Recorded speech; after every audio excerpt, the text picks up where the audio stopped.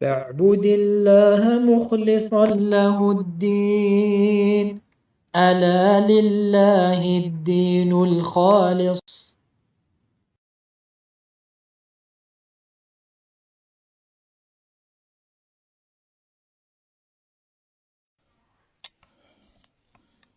إن الحمد لله نحمده ونستعينه ونستغفره ونعوذ بالله من شرور أنفسنا وسيئات أعمالنا.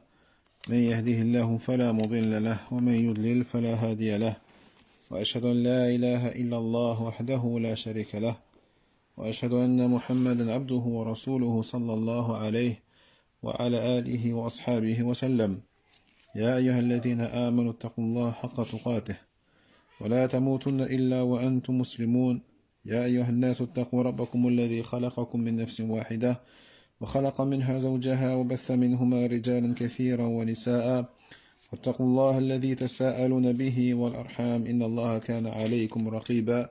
يا أيها الذين آمنوا اتقوا الله وقولوا قولا سديدا يصلح لكم أعمالكم ويغفر لكم ذنوبكم، ومن يطع الله ورسوله فقد فاز فوزا عظيما. أما بعد، فنواصل بعون الله تبارك وتعالى دروسنا في شرح كتاب التوحيد الذي هو حق الله على العبيد لمعالي الشيخ صالح بن عبد العزيز آل الشيخ حفظه الله تعالى. فقال المؤلف رحمه الله: باب ما جاء من التغليظ في من عبد الله عند قبر رجل صالح، فكيف إذا عبده؟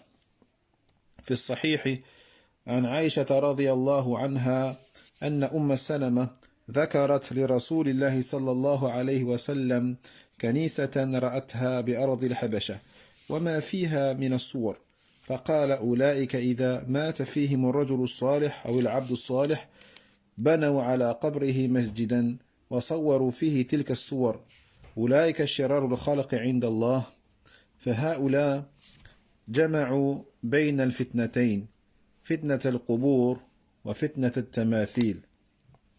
ولهما عنها قالت: لما نزل برسول الله صلى الله عليه وسلم طفق يطرح خميصة له على وجهه، فإذا اغتم بها كشفها، فقال وهو كذلك: لعنة الله على اليهود والنصارى اتخذوا قبور أنبيائهم مساجد. يحذر ما صنعوا، ولولا ذلك أبرز قبره غير أنه خشي أن يتخذ مسجدا أخرجاه. Donc on poursuit بإذن الله عز وجل l'explication du Kitab al-Tawhid du noble Cheikh Salih آل الشيخ حفظه الله تعالى. فقال المؤلف رحمه الله: ولهما عنها، يعني عن عائشة رضي الله عنها، قالت: لما نزل برسول الله صلى الله عليه وسلم، يعني نزل به الموت، طفق يطرح خميصة له على وجهه، فإذا اغتم بها كشفها، فقال وهو كذلك: لعنة الله على اليهود والنصارى اتخذوا قبور أنبيائهم مساجد. Donc, il dit ici l'auteur, rahimahullah ta'ala, walahuma anha. Yani selon al-Bukhari et Muslim, selon Aïcha. Yani anha ici, c'est selon Aïcha radhiyallahu anha, qui a dit, lorsque le messager d'Allah sallallahu alayhi wa sallam atteignit yani, les affres de la mort, yani, il était aux portes de la mort. C'est-à-dire que lorsque l'ange de la mort ainsi que les anges qui sont chargés de recueillir l'âme du prophète Mohammed sallallahu alayhi wa sallam descendirent, le prophète alayhi salatu wa sallam se mit à poser sur son visage une khamisa. Le khamisa c'est un morceau de, c'est un vêtement, hein, un style de vêtement qui lui appartenait, d'accord, et donc qu'il posa sur son visage. Et lorsque il il manqua de souffle et qu'il avait du mal à respirer, il ôtait ce vêtement-là de son visage. Et il disait, en étant dans cet état difficile, la'natullah, que la malédiction d'Allah soit sur les juifs et les chrétiens, ils ont pris les tombes de leurs prophètes comme masajid, comme mosquée. Et on verra, Inch'Allah Ta'ala, on a vu la semaine dernière que le terme masjid, désigne un lieu de prière ou un lieu d'adoration. نعم. فهذا الحديث من أعظم الأحاديث التي فيها التغليظ والنهي عن وسائل الشرك وبناء المساجد على القبور واتخاذ قبور الأنبياء والصالحين مساجد. ووجه ذلك أنه عليه الصلاة والسلام مع أنه في ذلك الغم وتلك الشدة ونزول سكرات الموت به لم يغفل وهو في تلك الحال تحذير الأمة من وسيلة من وسائل الشرك وتوجيه اللعن والدعاء على اليهود والنصارى بلعنة الله لأنهم اتخذوا قبور أنبيائهم مساجد.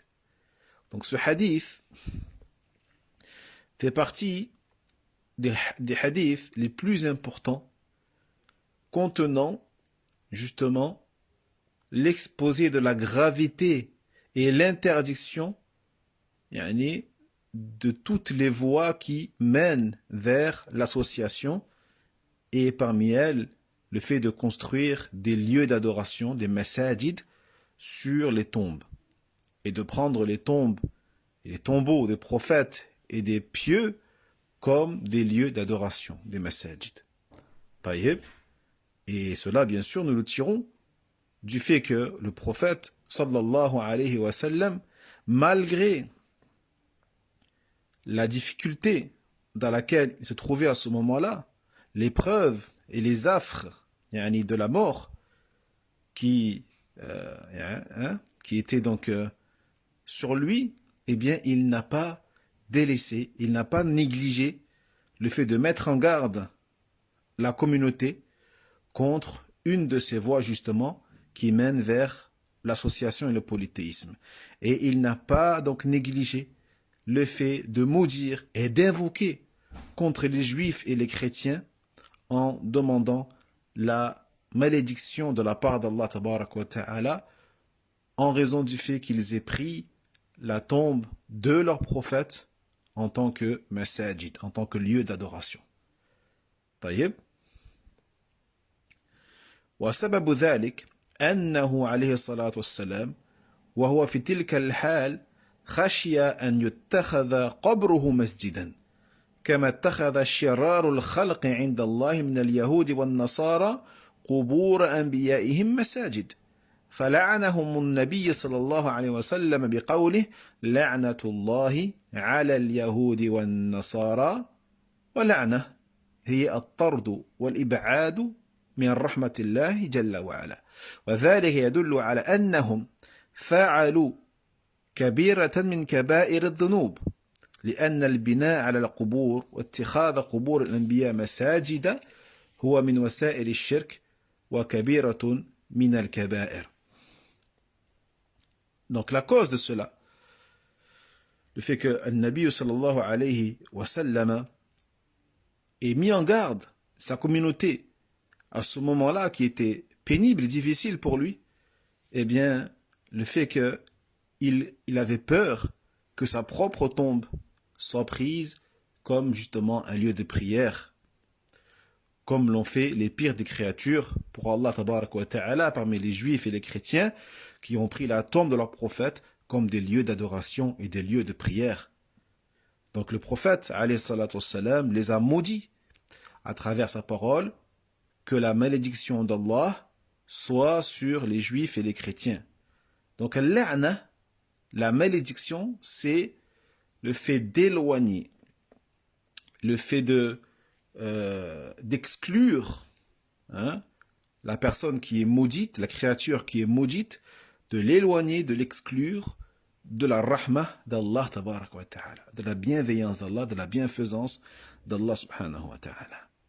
Et cela donc indique que ces gens-là, ceux qui ont pris les tombeaux de leurs prophètes en tant que lieu d'adoration, ont commis bien sûr un péché majeur parmi les péchés les plus graves.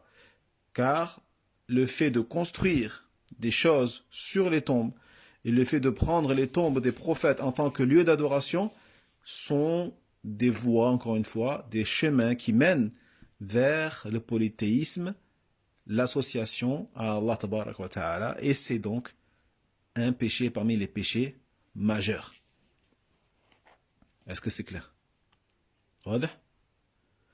وقوله اتخذوا قبور أنبيائهم مساجد فيه بيان السبب الذي لأجله استحقوا اللعن وهو أنهم اتخذوا قبور الأنبياء مساجد وفي تحذير النبي صلى الله عليه وسلم من اتخاذ القبور مساجد ولعن فاعله وهو في السياق يعني في حالة الاحتضار ما يقوم مقام آخر وصية أوصى بها ما يقوم مقام آخر وصية أوصى بها ومع ذلك خالف كثير من هذه الأمة وصيته عليه الصلاة والسلام.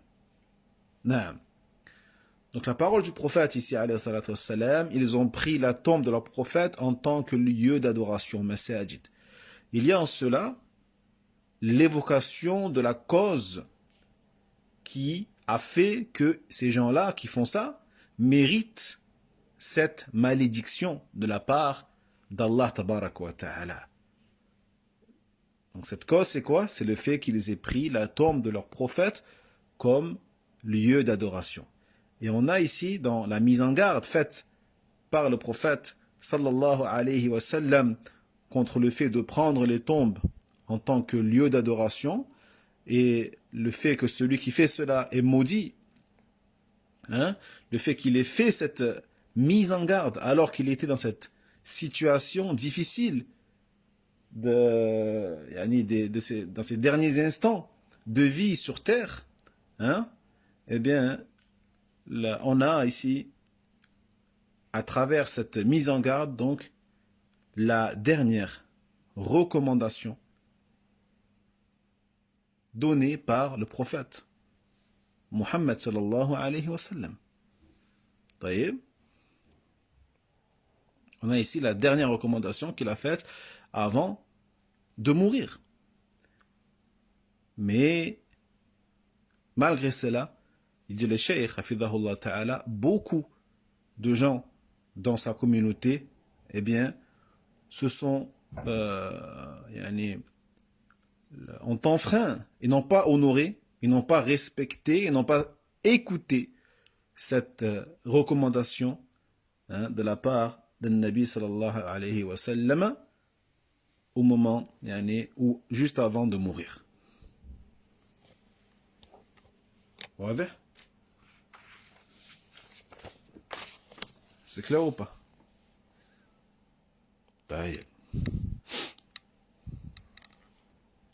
فكما قال الشيخ الراجحي حفظه الله تعالى لعنهم صلى الله عليه وسلم على هذا الفعل بعينه وهو اتخاذ قبور الأنبياء والصالحين مساجد أي كنائس وبيع يتعبدون ويسجدون فيها لله وإن لم يسموها مساجد فإن الاعتبار بالمعنى لا بالاسم ومثل ذلك القباب والمشاهد المبنية على قبور الأنبياء والصالحين فإنها هي المساجد الملعون من بناها على قبورهم وإن لم يسمها من بناها مساجد وفيه أيضا رد على من أجاز البناء على قبور العلماء والصالحين تمييزا لهم من غيرهم فإذا كان لعن صلى الله عليه وسلم من بنى المساجد على قبور الأنبياء والصالحين والأنبياء والرسل فكيف بمن بناها على قبور غيرهم.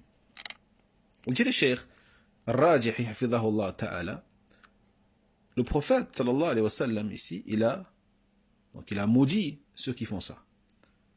Cet acte-là, cet acte précis, qui est le fait de prendre les tombes des prophètes et des messagers comme des prophètes et des personnes pieuses, également salihin, les personnes pieuses et vertueuses, comme des lieux d'adoration.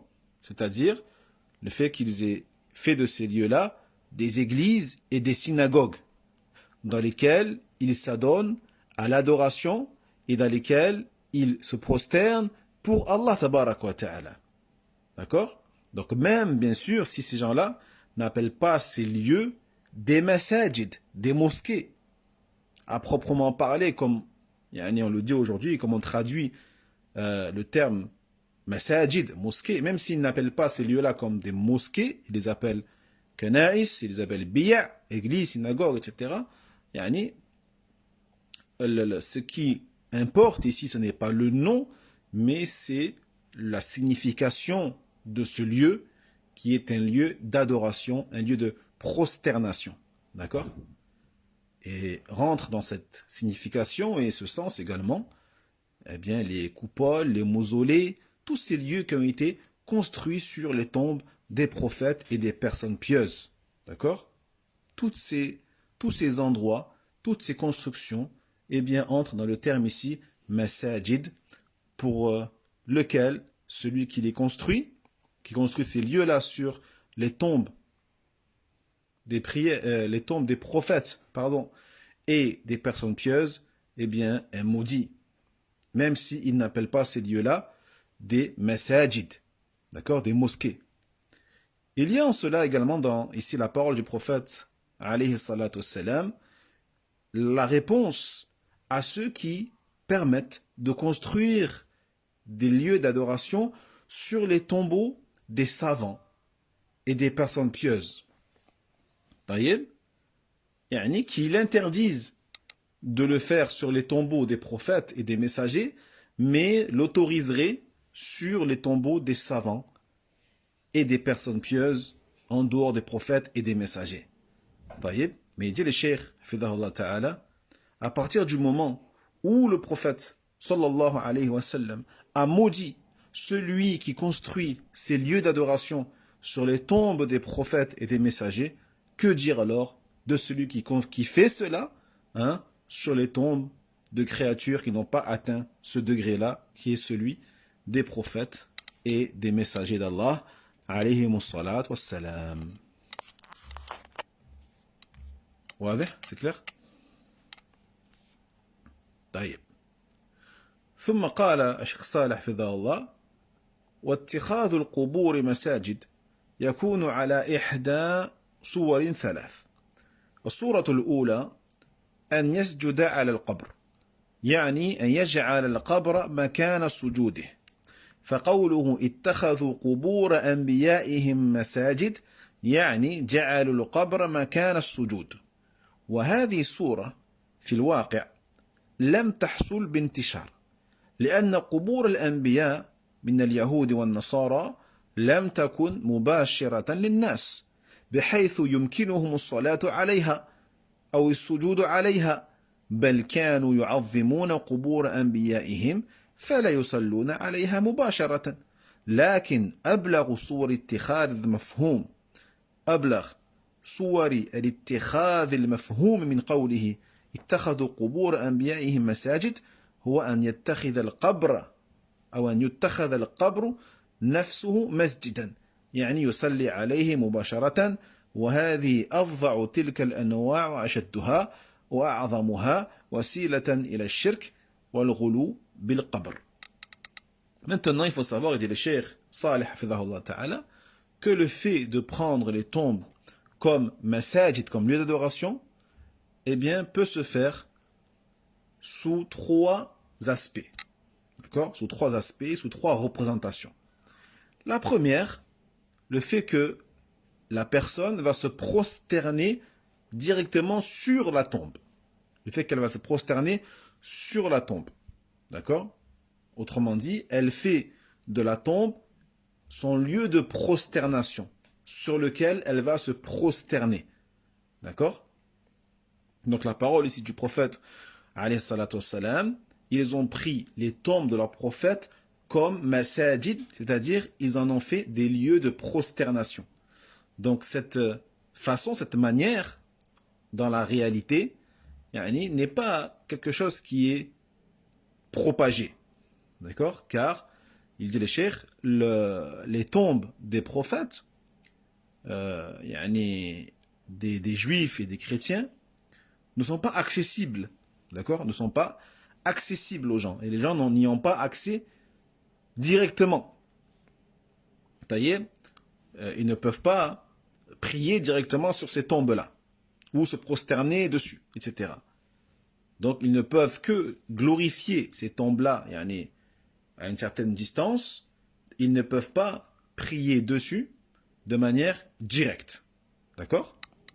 Est-ce que c'est clair?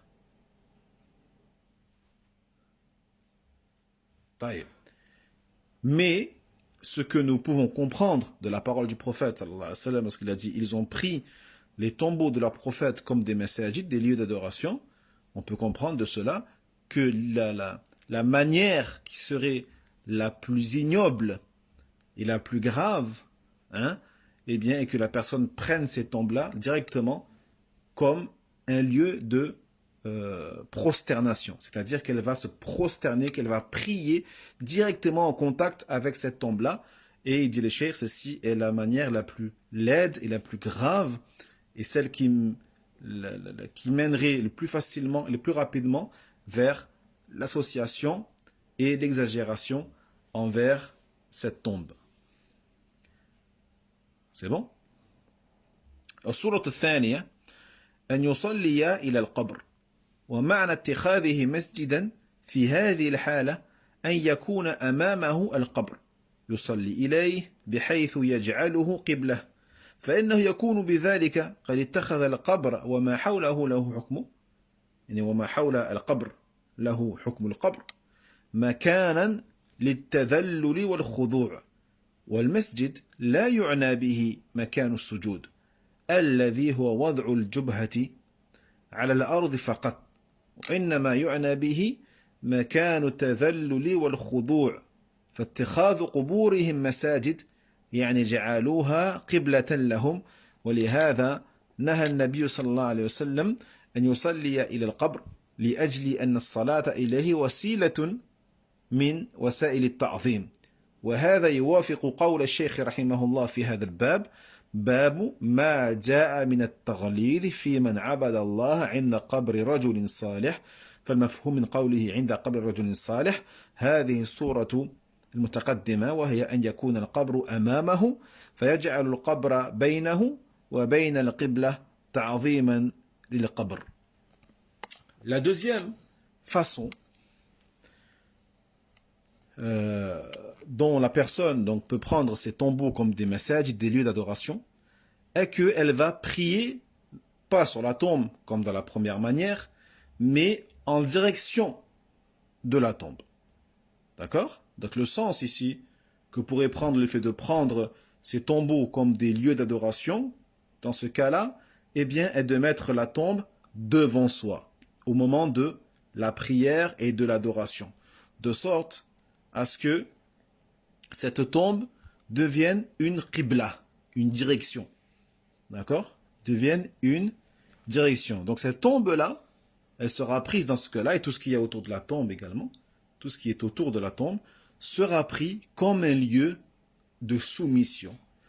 Un lieu dans lequel on va se soumettre, dans lequel on va faire preuve d'humilité et de soumission. Voyez? Donc ici, dans cette deuxième façon de faire, al-masjid ne désignera pas un lieu de prosternation à proprement parler, c'est-à-dire un lieu dans lequel on va poser le front par terre seulement, pas seulement, c'est possible, mais pas seulement, mais cela va désigner plutôt un lieu dans lequel on va se soumettre, on va faire preuve d'humilité, de soumission, d'asservissement,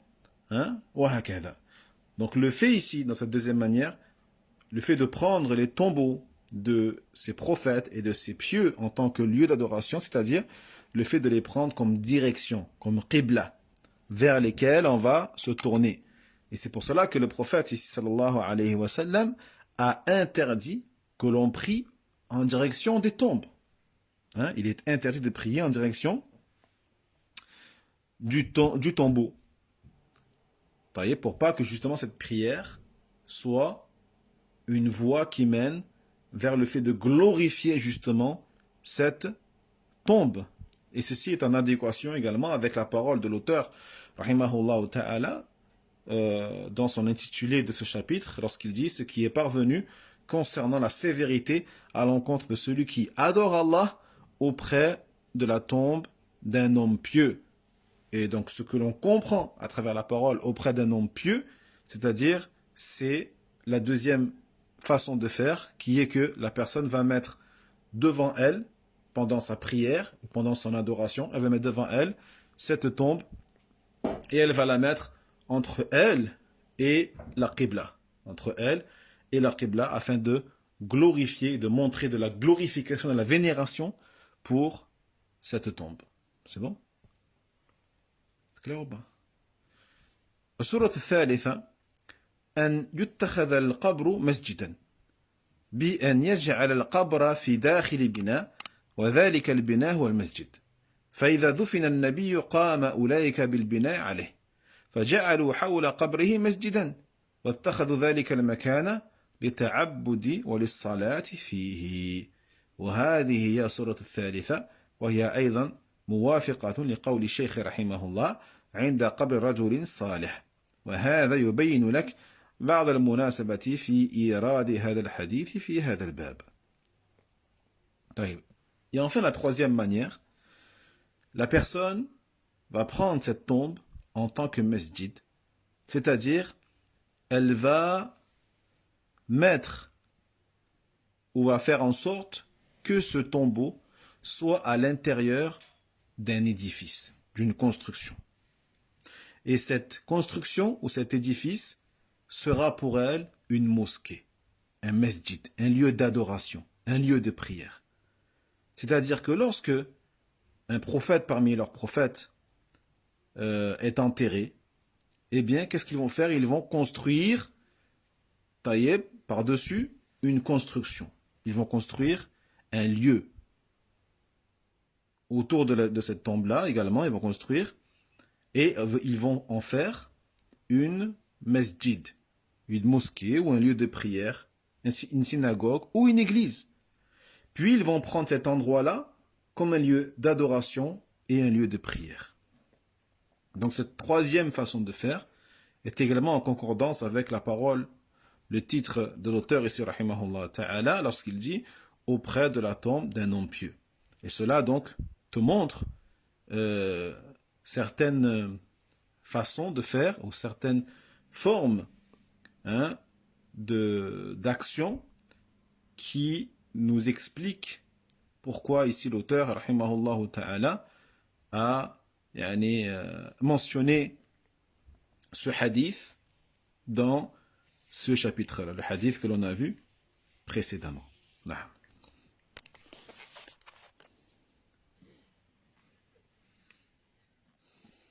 طيب. وقول عائشة رضي الله عنها يحذر ما صنعوا فيه إشارة إلى السبب الذي لأجله لعن النبي صلى الله عليه وسلم اليهود والنصارى وهو يعالج ويعاني سكرات الموت وهو أنه أراد التحذير الصحابة من أن يحذوا في ذلك الأمر حذو أهل الكتاب وقد قبل الصحابة رضي الله عنهم تحذيره وعملوا بوصيته. Puis enfin on termine sur ça Inch'Allah. La parole de Aïcha radhiyallahu anha qui a dit il a mis en garde contre ce qu'ils faisaient. Le prophète a mis en garde contre ce qu'ils ont fait. Ici on a l'indication de la part de Aïcha radhiyallahu anha sur la cause et la raison pour laquelle le prophète sallallahu alayhi wa sallam a maudit les juifs et les chrétiens. Alors qu'il était, comme on a dit tout à l'heure, dans les difficultés et aux portes de la mort. Taïeb. Il voulait donc, à ce moment-là, mettre en garde ses compagnons, radiyallahu anhum, contre le fait de faire comme les gens du livre ont fait avec les tombeaux de leurs prophètes et de leurs personnes pieuses. Et bien sûr, les compagnons, radiyallahu anhum, ont accepté et ont approuvé la mise en garde du prophète Mohammed sallallahu alayhi wa sallam et ont mis en application sa recommandation. Walillahi alhamd. Et toute la louange revient à Allah. Tabaraka wa ta'ala. نكتفي بهذا إن شاء الله. والعلم عند الله. وآخر دعوانا أن الحمد لله رب العالمين. وصلى الله على نبينا محمد وعلى آله وأصحابه أجمعين وسلم تسليما. بارك الله فيكم والسلام عليكم ورحمة الله وبركاته. وينجي الله الذين اتقوا بمفازتهم لا يمسهم السوء ولا هم يحزنون